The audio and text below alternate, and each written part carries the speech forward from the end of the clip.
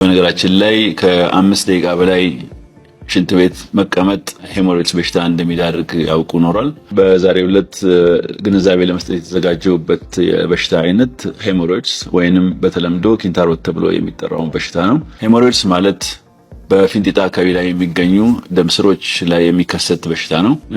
ምልክቶቹም ፊንጢጣ አካባቢ ላይ እብጠት፣ የመድማት ምልክት እንዲሁም ደግሞ ህመም ናቸው የተለመዱት። ነገር ግን እነዚህ ምልክቶች ሁልጊዜ በሄሞሮይድስ ብቻ ይከሰታሉ ማለት አይደለም። ተመሳሳይ በሽታዎች እንደ ፊንጢጣ መሰንጠቅ፣ የፊስቱላ እንዲሁም ደግሞ ፊንጢጣ አካባቢ ላይ የሚወጡ ካንሰር ህመሞች ተመሳሳይ ስሜት ሊኖራቸው ይችላል። የፊንጢጣ መሰንጠቅ ለምሳሌ በጣም ከባድ የሆነ ህመም አልፎ አልፎ መድማት ይኖረዋል። ፊስቱላ ደግሞ የፈሳሽ ምልክት ፊንጢጣ አካባቢ ላይ ሊያሳይ ይችላል። ስለዚህ እንዲህ አይነት ስሜት ያላቸው ሰዎች በሽታውን ለመለየት ወደ ሕክምና ባለሙያ መሄድ ያስፈልጋቸዋል። የሄሞሮይድ በሽታ ሕክምናው እንደየ ዲግሪው ይለያያል።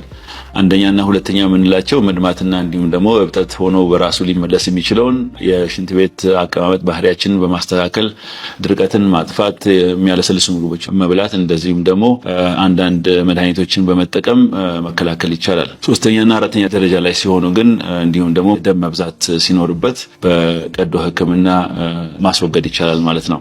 ሁለት ነጥቦች እንደ ግንዛቤ መስጠት የምፈልገው ፊንጢጣ አካባቢ ላይ ያሉ ህመሞች በሙሉ ሄሞሮይድስ ናቸው ብለን መደምደም አይኖርብንም። ሁለተኛ ሕክምና ባለሙያ ዘንድ ሄዶ ደግሞ መፍትሄ ማግኘትና የበሽታውን አይነት መለየት ደግሞ ወሳኝ ነው። ምክንያቱም ፊንጢጣ አካባቢ ላይ ያሉ ችግሮች ተመሳሳይ ስሜት ስላላቸው የባለሙያን እርዳታና ምክር ያስፈልጋቸዋል።